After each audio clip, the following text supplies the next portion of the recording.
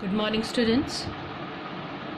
Welcome to the third phase of the organs of the United Nations. We have already started about the General Assembly. We have talked about the General Assembly. So I told you that all the members of the UN are the member of the General Assembly, and each state send how many candidates? Representative, 5 representative, and all 5 together can give only a single vote. Okay, and this ensure, and why it is so, this ensure that all the member states have equal status. Clear, all of you? Now these are the functions of the General Assembly. Please go through it. Okay, now here we comes for the second, the Security Council. Okay, now the Security Council is the most important and effective organ of the United Nations. According to the name only, the security. Okay, it is an executive wing. I told you what was the executive. This is one of the organs of the government. Executive means to execute the law. Okay, it is an executive wing of the UN. The Security Council consists of 15 members. So here the number of the members are 15. 5 of them are the permanent member, namely Britain, China, France, Russia and USA. The 10 non-permanent members are elected by the General Assembly for the term of 2 years. So permanently these 5 members are there. Okay, 5 members are there, and among the I told you the 15 members are there. Among the 15, 5 are permanent and 10 are non-permanent members. They are elected by the General Assembly for the term of how many years? 2 years. Each member has 1 vote. Okay, each member has 1 vote. Decisions are taken by the majority vote of at least 9 members, including the 5 permanent members. So if any important decision has been taken, it should be in the majority vote, and at least 9 members, including the 5 permanent members, okay, should be there for the any of the matter. Each permanent member has the power to reject or veto a decision. Okay, so each 5 members, who are the 5 permanent members? Once again, Britain, China, France, Russia and USA. So they are having a veto power, or you can say a reject or the veto decision. This means a negative vote by any of the permanent member would lead a cancellation of the resolution. Means if any of the permanent member vote against that resolution will not pass. If any resolution if wanted to be passed, then every of the 5 members should agree for that. Clear? The council is powerless to act if there is such a veto by any permanent member, although it may be supported by all others permanent member. Even if only a single one among the 1 permanent member uses its veto power, that resolution will not pass. The Security Council. Now, the Security Council has the basic responsibility of maintaining peace and security in the world. The Security Council meets once a month, but in the event of the emergency, a meeting may be held whenever required. Now, function of the Security Council: to maintain the international peace and security in the world, to investigate the international dispute and recommend appropriate method of settling them, to call on member state to apply economic sanctions against the aggressor and thus to put pressure on the guilty state to stop the aggression. The Security Council may take military action against the aggressor if required. So these are the functions of the Security Council. The International Court of Justice. The International Court of Justice is located in Netherlands. It is the principal judicial organ of the United Nations. So means what? General Assembly is been used as a legislature, Security Council as a executive, and International Court of Justice as a judiciary. Got it, students?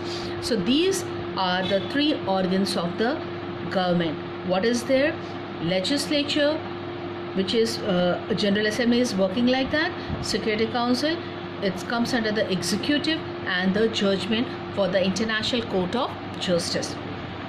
The International Court of Justice, okay, now here, the court consists of 15 judges from different countries elected by the General Assembly and the Security Council. So here, the judges are elected, okay, the judges are elected by the General Assembly and the Security Council.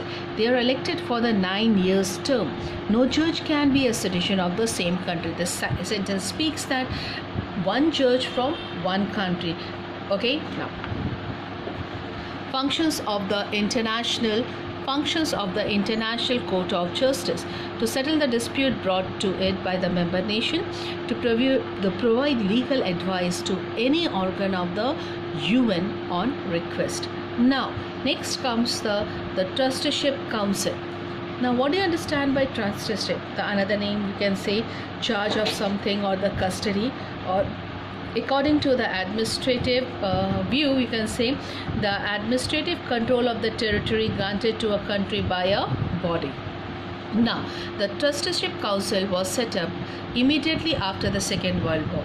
It was set up to ensure that the proper administration and development of those areas of the world that were under the foreign rule. The council was also to take steps to help them attain self-government. By 1994, all trust territories have attained self-government. The council will now meet only if required to do so. So why the term is not been given here for the Trusteeship Council? Because they meet only if the requirement is there. Next comes the Economic and the Social Council. The Economic and the Social Council consists of 54 members elected by the General Assembly for the 3 years term. The short form of the Economic and Social Council is the ECOSOC. Discuss major economic and social issues. So it discusses about the major economic and social issues of all over the world. It is mainly concerned with the management of the UN social, economic, cultural and humanitarian activities. Its main functions are the following: to promote economic and social progress, to solve problems related to health, illiteracy and unemployment, etc., to coordinate the function of the agencies UN like the International Monetary Fund (IMF), the International Labour Organization, the Food and Agriculture Organization, the World Health Organization, the United Nations Education, Scientific and Cultural Organization, and the United Nations International Children's Fund (UNICEF), etc. Now, the Secretariat. The Secretariat is a principal administrative department of the UN.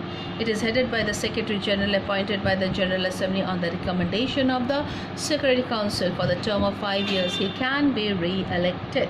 The staff of the Secretariat is appointed by the Secretary General. They are chosen from amongst the 192 member countries. The Secretary General hold a key position in the administration of the affairs of the United Nations. Now,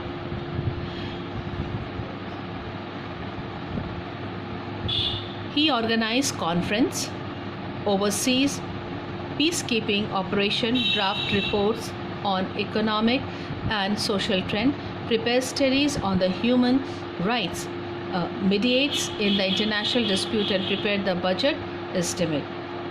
Now, what is the connection?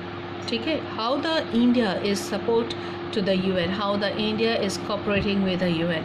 India has been and founded member of the UN. In 1953, Vijaya Lakshmi Pandit became the first woman president of United Nations General Assembly. Now, India has supported the freedom struggle in other countries, Indonesia, Bangladesh and Malaysia. For example, in this respect, India sent medical mission to Korea in 1950 and to the Gulf during the War of 1991. India has been part of UN peacekeeping force in the Palestine, Cambodia and Congo.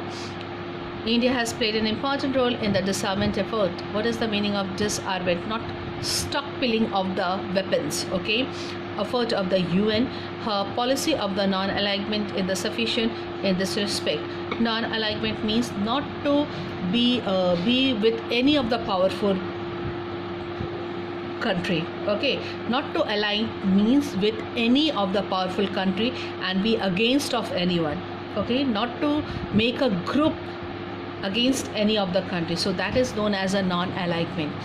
India has strongly opposed the apartheid regimes of the South America. Means differences between the Africans and the Americans.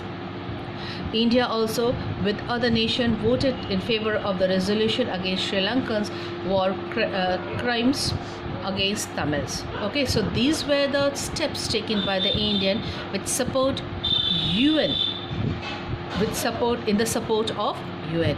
The UN problems and the prospect. It is wrong to assume that UN has been completely successful in eradicating wars.